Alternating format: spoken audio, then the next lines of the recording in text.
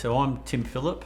I'm CFO, Chief Financial Officer, and M&A Director, Acquisitions Director. So I manage the finance and I manage the acquisitions.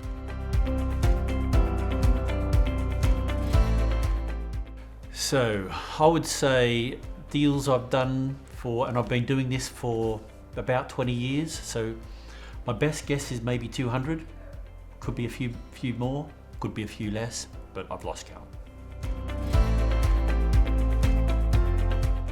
That could be a very long answer, but due diligence for us is basically checking the financial information, making sure that it makes sense, and making sure that the story we've discussed with a seller is sort of accurate. Checking the legal history of the business, making sure there's no hidden risks. Checking the compliance of the business, make sure there's nothing going wrong and the business is basically a sound business. And that's sort of the due diligence process. There's not a lot more to it. I mean, it takes a little while, and you know, it does involve quite a bit of work, but you know, there's no rocket science behind it. It's just checking things make sense.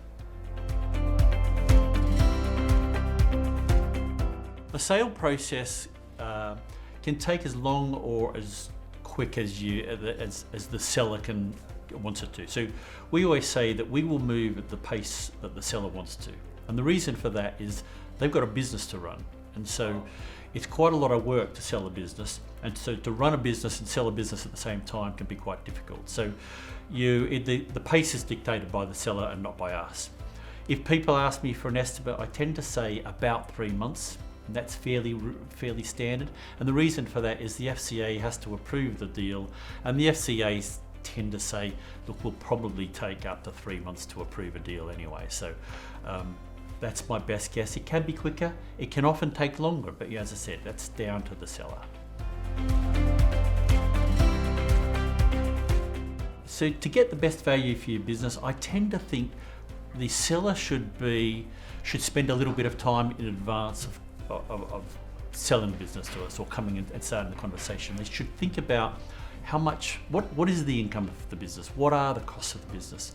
Many businesses, it's hard to know exactly how profitable it is because they will mix up business costs with personal costs, and it makes it more difficult for us as a buyer to know exactly what we're buying. The more clarity they can bring to the numbers and the story, the easier it is for us to assess it, and we have more confidence that the information we're getting is good. And the more confidence we have in the business and the numbers, the more confidence we have in putting forward a higher number. So if they come to us with a bit of a mix of information that isn't very clear, it just makes us a little bit nervous, and therefore they probably are giving themselves the best opportunity to maximise the price.